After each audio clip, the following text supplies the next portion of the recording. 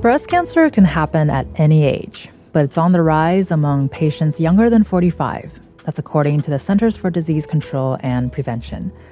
While most breast cancers still occur in older women, young adults who are diagnosed with breast cancer often have a different journey. This is Where We Live from Connecticut Public Radio. I'm Catherine Shen. October is Breast Cancer Awareness Month. Today, we're talking with survivors and doctors about breast cancer in young women.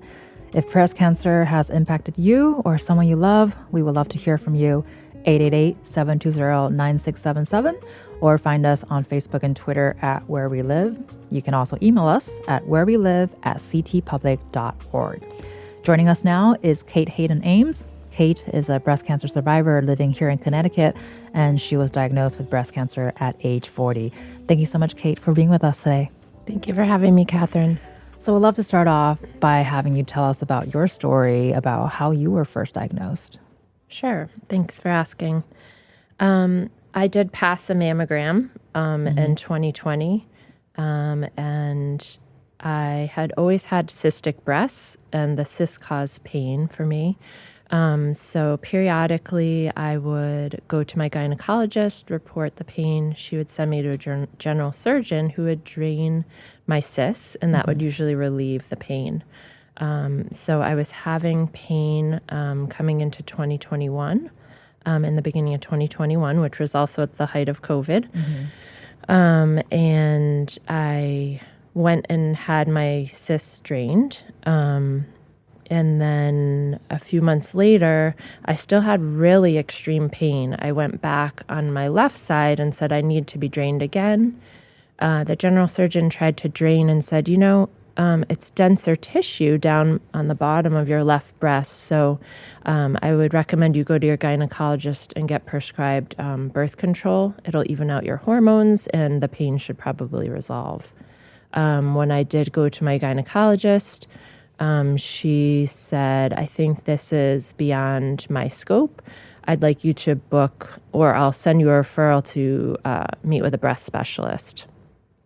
And that's when I got connected at Hartford Healthcare, where I had my treatment. So I went there and I connected with my breast surgeon, who's amazing. Shout out to Dr. April Duckworth. Thank you. You're the most humble and approachable surgeon I've ever met. She palpated the area and said, yes, you have 2 areas below your left breast that I'm concerned about. And then she felt my lymph nodes in my armpits on both sides. And she said, on the left side under your armpit, I feel a swollen lymph node, and that's not great. So you need to be biopsied. And so I said, oh, sure. When should we do that? And she said, oh, no, today you should be biopsied. So they took a biopsy of my left breast, those 2 big lumps or bumps, and then also the swollen lymph node. Then I had extreme pain. So one disclaimer I want to say is I always thought cancer can't hurt. Well, if your tumors are big enough, cancer can hurt. I think this is the time I'll tell everyone that 1 in 8 women in the U.S. Are diagnosed with breast cancer. And anyone with a body, including children and pets, if you have a lump or bump that persists for 2 weeks or longer, please see your doctor. Please get a biopsy. I'm a public health professional first, so I have to plug that. So I called Dr. Duckworth on Monday. I was biopsied on a Friday. I called her Monday or Tuesday and said, I'm in extreme pain. Can you please drain me or help me? She said, I think this was on a Wednesday, actually. She said, come to my office in New Britain, Plainville, to Hartford Healthcare, and I'll see you again and we'll figure something out. Well, when I met her back at the office, she sat me down and said, actually, your test results from the biopsy are back, and I have some serious news to tell you. You have triple negative breast cancer, and the 3 sites we biopsied are all positive for cancer. So up until that point, I thought I was just doing my due diligence to get a clean bill of health and check up things, but I hadn't recognized the severity or the seriousness of what potentially was going to happen or be found. Well, thank you for sharing that experience. And I appreciate sort of the details because it really showed how much work you had to do really to know that this is what you need to do. And then to have doctors to tell you that actually you need to do this, this, and this. And it all happened very quickly, it sounds like. Certainly. And so, and it sounds like you were also surprised by the results. So what was going through your mind and how was your doctor able to help you with that process? Sure. My family has had breast cancer. I only know back to my grandmother's, that far back. But my maternal grandmother had breast cancer. In those days, there weren't a lot of options, so she opted for a double mastectomy. My mom's sister died of breast cancer. My mom had a cancerous lump and a lumpectomy. So I always thought I would have breast cancer, but everyone in my family before me was diagnosed after the age of 60. So I thought, I'll be retired. I don't know what I told myself, but somehow I was living in denial that at 40, this is potentially cancer. Right. But you had precedent. So sure. It was something that, of course, that's what your mind is going to do. And was there, it sounds like there was a part of you that thought you were too young to be going through this. I just... I don't know if I just am really good at living in denial or what, but it didn't register. I didn't let myself feel that fear until I was diagnosed. And once I was diagnosed, I felt terrified. And how were you able to navigate through that experience? After being diagnosed, were you able or wanting to tell people in your life, or what was that like in the first couple of moments? Sure. This is the time I give a shout out to my husband, David. I might cry because he's so amazing. He is the love of my life. He's the most supportive human I've ever encountered. Dr. Duckworth was amazing. She said, let's call your husband on FaceTime and tell him that you have cancer. And it's just really hard to see the look on his face and the heartbreak. And that's really hard to watch the people around you just looking at their fear in their eyes, and they're helpless. We all feel really powerless. And I was diagnosed with triple negative breast cancer, which is the most aggressive and most fatal. And I was staged at stage 3. So I was really scared, honestly. It was a really scary time. My parents, I love my parents, thank you. My mom, Sally, my stepfather, Carl, it's just, they want to take it away, and there's nothing anyone can do. It's just, so it was very lonely to be a young person with cancer, because I know a lot of my mom's friends and other people had gone that journey, but they were retired. They had children already. David and I didn't have children. So you feel really helpless. Everything's out of control. Well, and to do a little pivoting a little bit afterwards, because after you were able to tell people and share the story, and another shout out to the parents, Sally, Carl, and David, right? Yeah. You also just started a new job. So many layers of experience here, Kate. Sure. I guess I'm go big or go home. So unfortunately, my father actually passed at the end of 2020. So I was coping with that and the stress of that. I started a new job in February of 2021. Thank goodness I had medical care at that point so I could get good care. So in the beginning of March of 2021, I was diagnosed. So shout out to my boss, Bill Shaw. I had to sit down with him and say, hi, I'm new, and I need to tell you that I need to now get cancer treatment. I think I was 3 weeks into the job.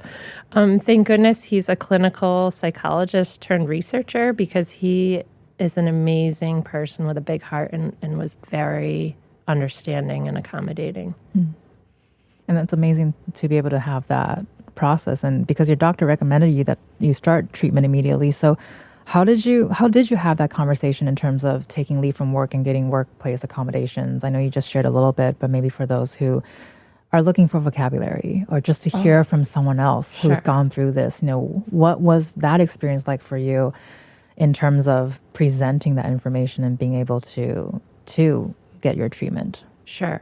I'm here to help because it's so overwhelming to navigate everything. I took, in the beginning, intermittent FMLA, which I worked with Human Resources. My doctor filled out the paperwork and I submitted that because when I went through chemotherapy, I needed to take time off to get that treatment and to rest. Then eventually, thank goodness I have a union, I used part of, I think, the CBAC agreement to protect my job and take time. And then when I was out of all of that time, I used the American with Disabilities Act to take rest breaks so I could work half days on my radiation days because I was in treatment for a full year because I had 2 surgeries. I had chemotherapy, immunotherapy, I had a double mastectomy and a reconstruction. So it was a long journey. And once that was done, I started physical therapy. Right. And I just want to take a moment here to remind our listeners that if breast cancer has impacted you or someone you love, we would love to hear from you and share your stories, 888-720-9677, or leave us a comment on Facebook and Twitter at Where We Live, or email us at wherewelive@ctpublic.org. And I also want to take a moment. We have a caller, Christina, who's calling to us from New York City. Christina, you're on the air. Hi, good morning. Thank you. And I just want to say I'm sorry that you have had to go through your own journey with breast cancer. I also was diagnosed with stage 3 breast cancer at 41 with, at the time, 3 young kids. And the thing I wanted to share is that I went to my OBGYN and she put in an order for a mammogram. And she's a wonderful doctor and saw me through 3 pregnancies and 2 miscarriages. But she said, don't worry about, you can just wait to get your mammogram after you're done breastfeeding. And I said, okay, great. And then, 9 months later, I found something in my breast. And when I first called to get a mammogram, they said, oh, it might just be a clogged duct. And I really kind of had to push and say, it's not a clogged duct. And then I was able to get a mammogram, and it turns out it was stage 3, which led to mastectomy, chemo, radiation, PT, all of those things. And I inquired with 2 of my good friends who also happen to be OBGYNs, and they said, yeah, this is what we're told. That, if you're breastfeeding, it's just maybe too difficult. But it seems like a poorly understood area as to why, because as soon as I found something, they were able to do a mammogram.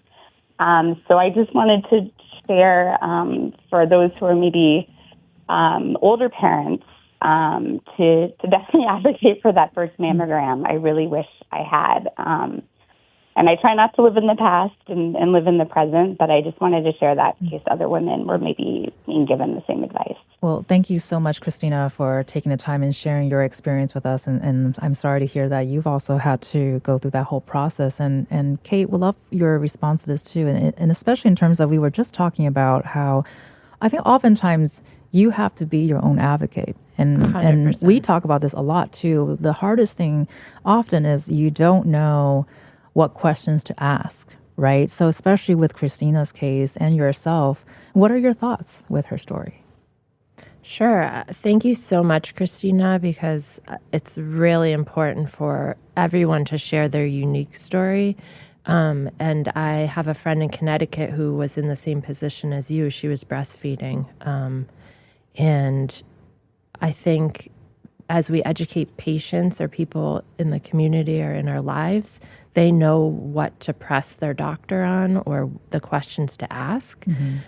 Because we look to doctors to know everything, and they're mere mortals like us. They're people. And I think you bring up a great point, Christina, that potentially the guidance needs to change so that doctors know to push forward to help people like you so that you can, being treated earlier would have been very helpful for you, for me, for anybody. Right. And later on the program, we will have medical officials from the Yale Cancer Center and Harvard Healthcare to share their stories with us. So we will be re-asking this question just to see what their perspectives are in terms of any future diagnosis experiences. And of course, based on your story, Kate, and also what Christina just shared, it seems like breast cancer, the experience and therapy can vary by person, case by case basis. So can you tell us a little bit about what your treatment looked like? Certainly. It was my body. So what they did is present me with the options, and then I said how I wanted to move forward.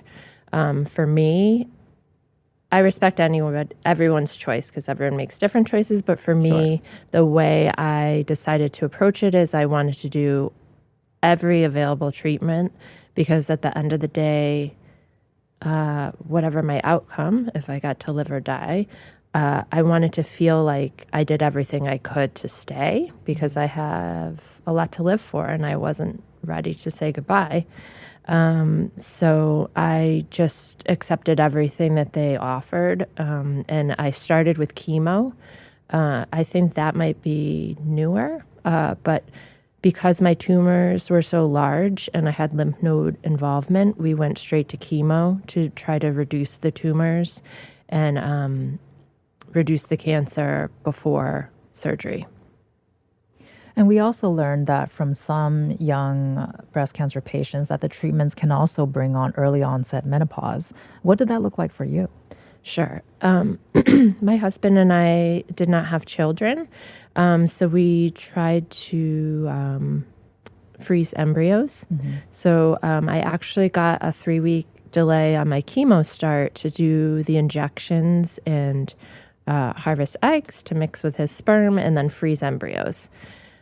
Because your fertility is not promised on the other side of chemotherapy. So we did that, and we found out that none of the embryos survived. When I went through my treatment, on the other side, I had fertility challenge to the point that they said, no, you can't, you're not, You can't do reproductive health things. We could implant an embryo or you could have a gestational carrier. So my amazing husband and I had a conversation and we actually chose adoption as the way to grow our family. And we're so glad we did because we have a 17-month-old who's amazing. I was going to say that's very amazing and exciting. But Dr. Byrne was my oncologist, and he talked to me about, treatment. He handled my chemotherapy. I also did immunotherapy, which was new for breast cancer. It had just been approved for breast cancer when I was diagnosed. So back to being your best advocate, I would do research, write out questions. Dr. Byrne would tease me. I would show up to every appointment with questions for him. But it's hard to be a young survivor. It's lonely. People care, but they don't understand. You lose your fertility. You get menopausal symptoms. You can lose your breasts. Mm-hmm. I lost a year of my life to treatment. I lost a year of earning.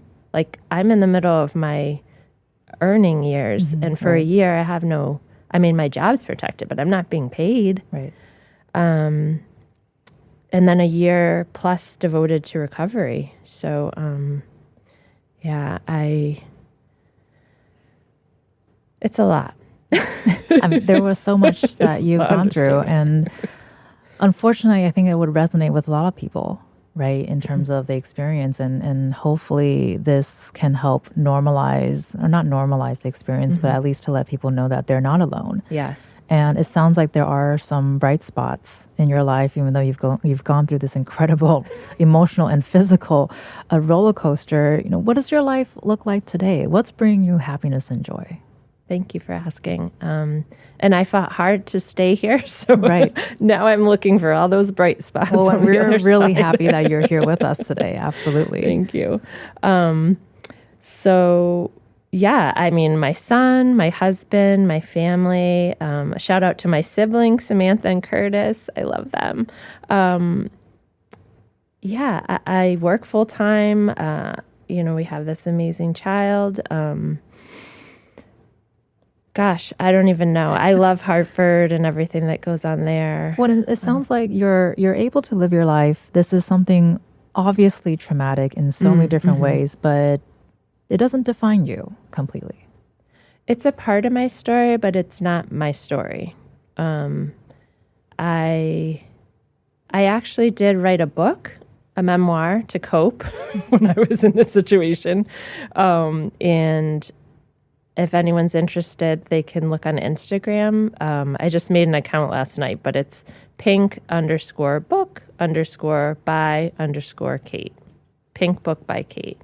So my memoir that I wrote to cope now can hopefully help others and share my journey so that they can navigate theirs. So I think of the book as kind of a friend to take you along with you. So I don't think I would have done that either, except under these extreme circumstances. Well, and we've gone through a lot just by this short conversation about your journey and your experiences. And it's a difficult question to ask in terms of what do you hope our listeners take away from this conversation. But is there a thing or two that you really hope will stay with them?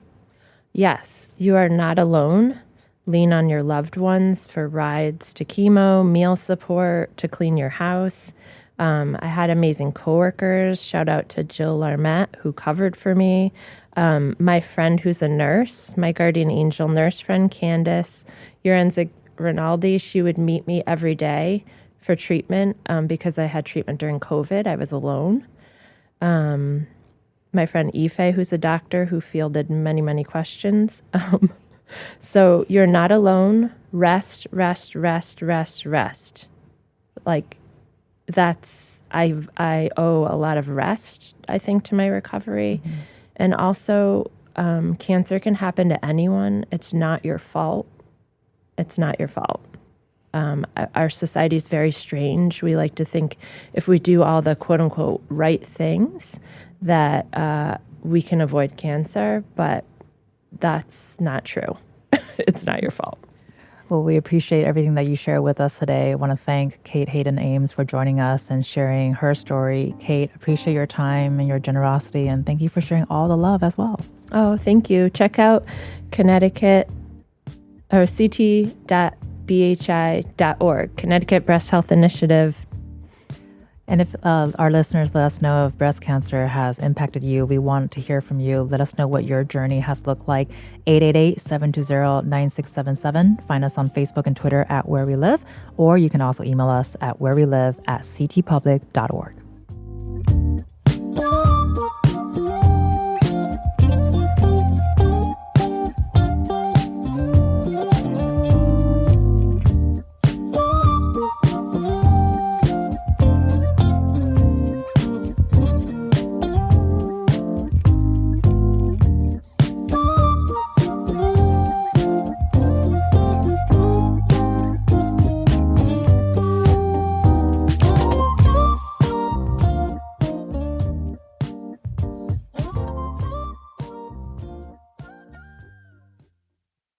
This is Where We Live from Connecticut Public Radio. I'm Catherine Shen. Breast cancer can happen to anyone at any age, but it's happening more and more among women younger than 45. And being diagnosed as a young adult can be challenging. If you have a question or stories that you'd like to share with us, give us a call, 888-720-9677. Find us on Facebook and Twitter at Where We Live, or you can also email us at wherewelive@ctpublic.org. Joining us now is Dr. Nancy Borsteman. She's the co-director of the Early Onset Cancer Program at Yale Cancer Center. Thank you so much, Nancy, for joining us today. I'm very happy to be here. And also with us is Dr. Niameh Wilson. She is the medical director of the breast program at Hartford Healthcare. Appreciate you being with us on the show, Dr. Wilson. Thank you so much for having me. So I actually want to start with you, Dr. Wilson, if you could kick us off by responding to what we've heard from Kate, who is a cancer survivor living here in Connecticut. So I just wanted to say, Kate, your story really resonates with, I think, a lot of people. And the way you describe it and the way you explained what you went through was spot on and very powerful. And I just wanted to thank you for being so open and honest about it, because it's hard to talk about. You know, as you said, it's a lonely diagnosis, which is odd because it affects so many women, but yet it is a very isolating disease. And so it takes kind of getting through it and getting past it to then be able to talk about it and share your story. And that's when you realize just how many people are on your team and you're surrounded by people who have been through similar things. Well, and you just talking to that a lot. This is something that a lot of people experience, and we are seeing a rise in diagnoses. So, why are we seeing a rise in breast cancer diagnoses among young adults? And when we say young adults, of course, we mean all folks. Yes, so this is a really hot topic in the medical research world and just the cancer world. We don't have a really perfect answer for this. What I can tell you is that about 10% of our new breast cancer cases in the US are in women who are younger than 45. That rate has slightly drifted up over time. There's been a lot of discussion as to why that is, and investigation into what's happening. And it's not entirely clear. In fact, there was just a study that came out a couple of days ago looking at the rise in cancer detection rates and the rise in cancer rates. And really the claim in the article was that the detection has gotten better, but that the actual numbers are still about the same. So it's very hard to figure out what's going on. But I can tell you that I think we do have improved detection and screening. We have advances in our imaging. You know, we now have 3D mammography basically across the entire state. There's a lot of awareness and health-seeking behavior that women have, and there's less stigma associated with reporting of these symptoms. You know, it's hard to figure out exactly why. It's funny getting back to, you know, how the caller had called in about her doctor saying her mammogram was going to be delayed because of the breastfeeding issue. I always tell my patients that, you know, I wish we were in this kind of future state where I had a Star Trek scanner and I could just wave a wand over their body and figure out what's going on and, you know, what's happening. We're not there yet. You know, we're pretty good at where we are in October of 2025, but our imaging isn't absolutely perfect. Our testing isn't absolutely perfect, and our recommendations are getting there. So I think it's just there's a lot to unpack in terms of why younger people are getting diagnosed with cancer. But the most important thing is that the awareness is out there, and we need to have these health-seeking behaviors. Right. And it sounds like it's a combination of a lot of things. And I can certainly say just anecdotally, I think as an adult, there's certainly more conversations, I think, between myself and friends and family versus 10 years ago, say. And Dr. Wilson, with detection happening earlier, as you've shared with us, how has that impacted mortality rates for those who have been able to be diagnosed early? So mortality rates are actually, those have gone down significantly over time. So that's the good news, is that it seems that we are certainly diagnosing cancers earlier and generally smaller. You know, for younger women, because they may not be getting screened, sometimes people do walk in the door at 35 or 40 and they already have a stage 2 or stage 3 cancer. So that is where, you know, again, our awareness of health has to be so heightened. But the overall mortality from breast cancer has really dropped significantly over the past 20 years. And Nancy, you are with the Early Onset Cancer Program at the Yale Cancer Center. So in your experience, how is navigating cancer as a young adult different from perhaps navigating when someone is a bit older? Sure. Well, cancer is a devastating diagnosis no matter what age you are. Right. However, given younger ages, 20s, 30s, early 40s, having maybe some heightened challenges because of the kind of timing in your age, and also some unique challenges. I think Kate had touched on earlier, and spoke so eloquently, Kate, and thank you for sharing so much of your experience. So things like family planning that may be very different for someone who's in their younger ages versus in their 60s, or 66 is the median age for cancer diagnosis across cancer types. So as a cancer center, or cancer centers in general, when you walk in the door, you may look around and say, what am I doing here?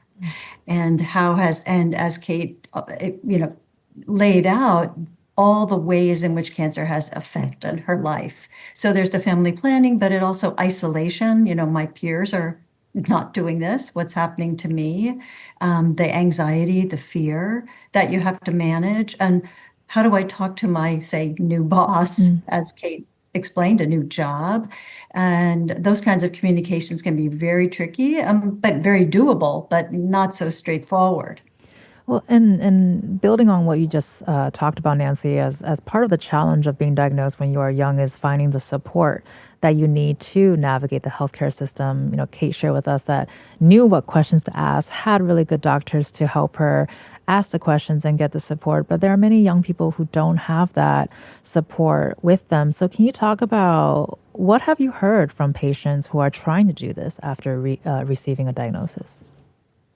Yeah, I think it can be overwhelming and sometimes paralyzing. I don't really know what this means for me and how am I going to figure it out, because suddenly I'm thrown into a fast-moving river and I have to make decisions under a circumstance in which it's really hard to make decisions because of the stress related to it, and sharing it with your spouse, partner, family, children, if you have them. What's happening, and really what is going to happen to me? Am I going to survive? So it's a lot to take on, and the hope with our program is to proactively help the patient address their priorities, their needs kind of head on, and then be able to help them navigate through the complexities of cancer care.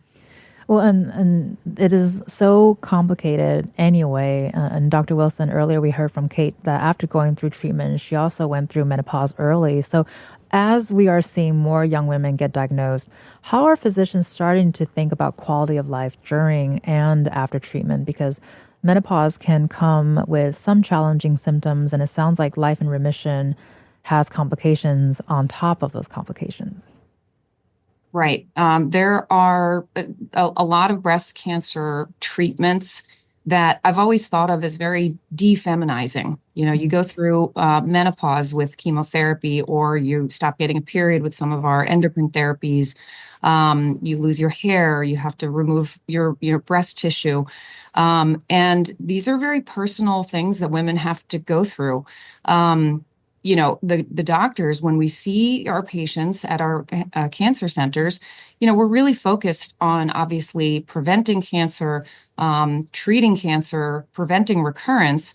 But then right there on top of the list is also quality of life. And it's very important that we pay attention to what the patients are going through on a day-to-day basis as a result of these treatments. These treatments are hard. Chemotherapy is difficult. Surgery is difficult. Taking these medications, sometimes the breast cancers are estrogen positive, which is unlike the one that Kate had. But estrogen positive breast cancers, we treat with anti-estrogen medication. And those have a whole host of side effects that women don't like. They're difficult, they're long-term. And so we try to address these at our visits and provide support. There are, thankfully, some better treatments these days for the side effects of those medications. We have vaginal lasers. We have estrogens that you can use locally. There are other kind of, yoga and Reiki and massage therapy and those sort of techniques that can help with some of the side effects as well. So these are all very top of the list when we see our patients. It's not just about the cancer treatment. Well, and then with navigating symptoms of treatment, Nancy, we've been focused a lot, of course, for obvious reasons, the physicality of it and how difficult it can be on your physical self. But what about mentally? Especially, you talked about earlier too, with young adults getting the diagnosis, and it's overwhelming for anyone. But what about for a young person where suddenly this is something that they can barely explain themselves, and yet they have to unpack for perhaps the people around them? Absolutely. And you're touching on an important point. We want our patients to be able to tell us what's really going on. How are you feeling? What's top of mind? What are you worried about? So that they're not feeling even more isolated and alone. And sometimes even your close friends don't quite know what to say or how to be helpful. So there are ways in which we can help support patients through resources and services within the Cancer Center or helping connect with those supports in the community, because we don't want people to worry so much alone. The other thing is some patients really struggle with very practical logistical needs, and those can be huge barriers to getting the care you want, but also major stressors. You know, I'm not working as much, having trouble paying my bills. I'm not sure how I'm going to get to my radiation treatments every day. These are the kinds of things that can loom large and keep someone awake at night. So we want to be able to connect them and be a bridge to services and supports that can actually help them with that and take it off their shoulders, walk by their side. What are some of the programs and services that people can get? Are we starting to see more initiatives for improving quality of life during survivorship? Yes, I think there's more attention within the whole cancer care community, whether it's within the Cancer Center, those supports, or the nonprofits that help with breast cancer. Because we're talking about breast cancer, there's a number of nonprofits that can help in myriad ways, and also national organizations that can also provide support, so free of charge in different ways as well, including counseling.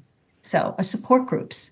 That's another potential. We started a couple groups at Yale specifically for early onset cancer patients and their caregivers, because sometimes if you can benefit from hearing from others who are going through similar kinds of experiences, but yet if everybody's 20 years older, may feel like I can't quite relate. So I think that getting that kind of peer-to-peer support can be a big help. Well, and Dr. Wilson, another sort of hot topic that we've been seeing throughout this year is we've seen funding cuts for research across the board. What do you want our listeners to know about breast cancer research and screenings, and how funding cuts could impact that work being done to treat and prevent breast cancer? Yes, this is incredibly important. The funding cuts that were initially recommended for the NIH and the NCI, thankfully, a lot of those have been blocked. However, there are some funding cuts that are going on. So, for example, if someone applies for a grant that is a cancer research grant and it's a multi-year grant, like a 5-year grant, right now the recommendation from the government is that the entire grant is funded all at once, as opposed to divvying up the support every year. And what that means is that the overall budget for the NIH is significantly impacted right now, as opposed to over time. And so fewer studies are going to be able to be funded down the road because of the way that the money is being divvied out. So this is going to be a problem unless we have significant pushback. And what will likely happen is that we may not feel the result immediately, but down the road, if this really does continue and we are getting fewer and fewer grants funded, then we will have less research. We will have less education. We will have fewer clinical trials available for people. So this is a big problem. With us today is Dr. Niamey Wilson, who's the medical director of the breast program at Hartford Healthcare, and also Dr. Nancy Borsteman. She's the co-director of the early onset cancer program at Yale Cancer Center, and they'll both be staying with us. Coming up next, navigating life after a cancer diagnosis can be challenging, but there are many ways to improve quality of life and survivorship. We hear from a yoga teacher working to do just that. And if breast cancer has impacted your life, we want to hear from you, 888-720-9677, or email us at wherewelive@ctpublic.org. I'm Catherine Shen. Stay with us.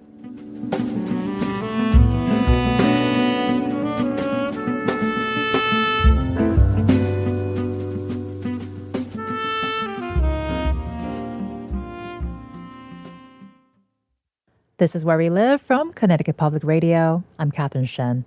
Today, we've been talking about navigating life after receiving a breast cancer diagnosis and the process of healing. That journey looks different for every patient, and this journey could include a bit of gentle exercise. Joining us now is Annie Mashad. She is a yoga teacher working with cancer survivors. She's also an oncology nurse. Annie, thank you so much for being with us today. Thank you so much for having me. Very happy to be here. And so we've heard about yoga across the hour today. So can you start us by telling us a little bit about your background and how you first started teaching yoga? So I first started teaching yoga for honestly my own mental health, mind-body connection. Mm-hmm. And when I first established my yoga for cancer training, I learned about when I first did my yoga teacher training, I learned about yoga for cancer. And I was able to get both certifications and learn a lot more about the mind-body connection and how that can help foster yoga cancer patients and their survivorship role.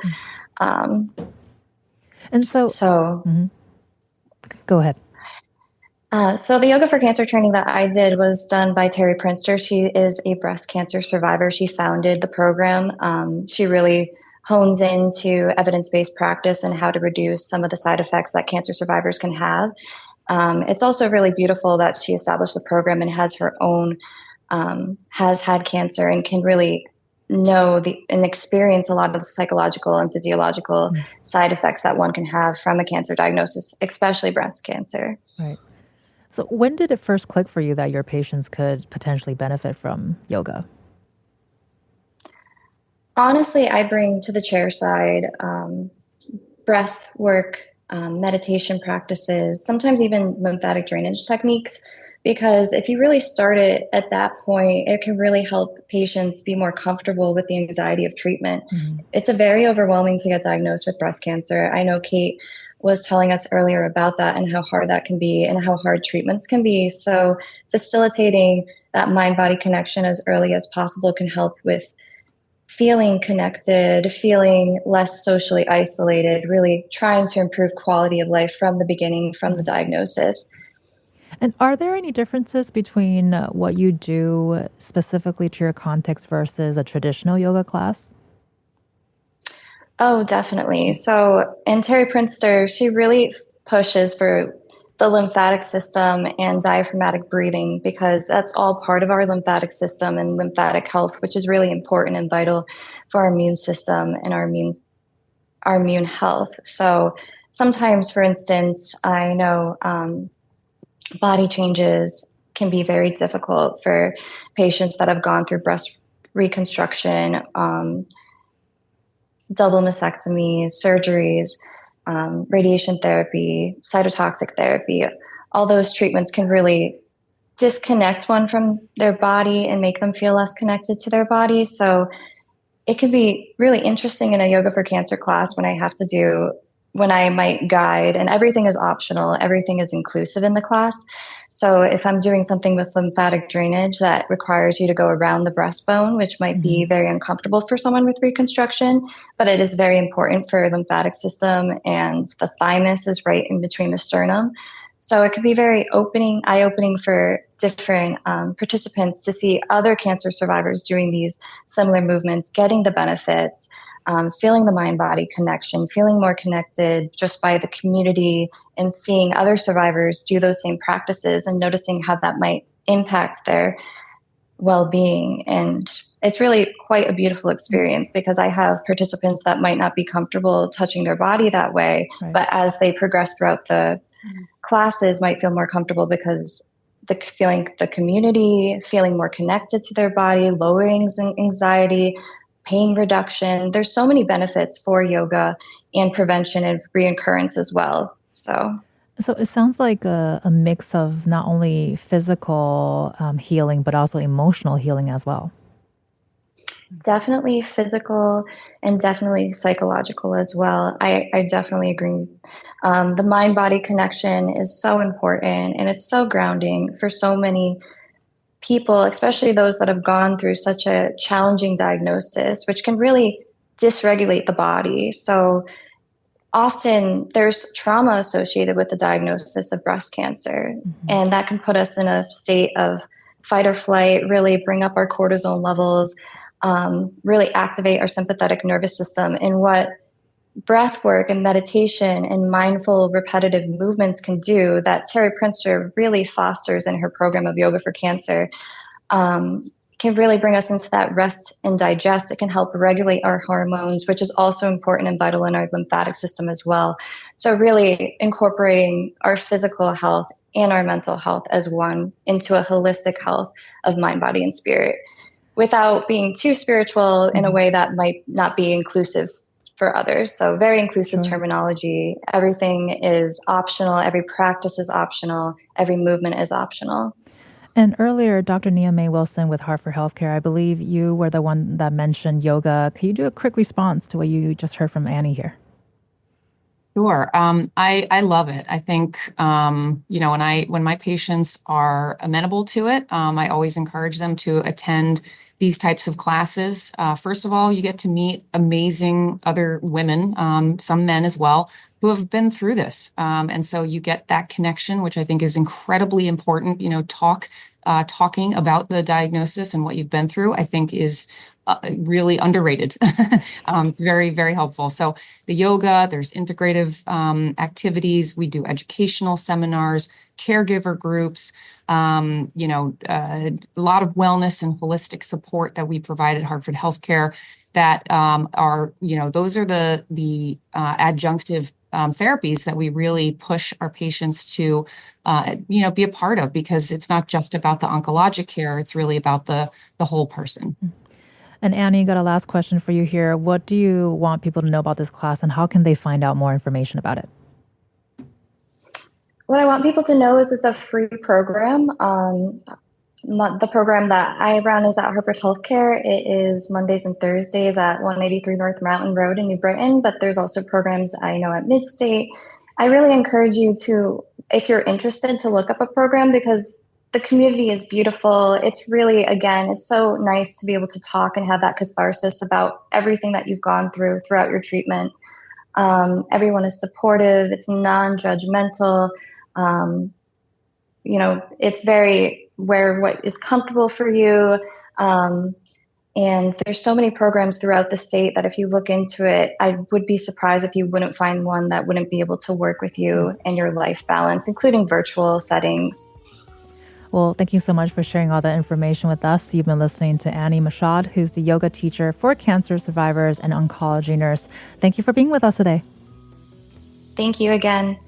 Listeners can find out more information on this class by visiting our website, ctpublic.org/wherewelive. You are also listening to Dr. Nia May Wilson, who's the medical director of the breast program at Hartford Healthcare. Appreciate you, Dr. Wilson, for joining us today as well. Thank you so much for having me, Catherine. I'm Catherine Shen. Today's show is produced by Tess Terrible. Our technical producer is Dylan Reyes. Download Where We Live anytime on your favorite podcast app. And thank you all so much for listening.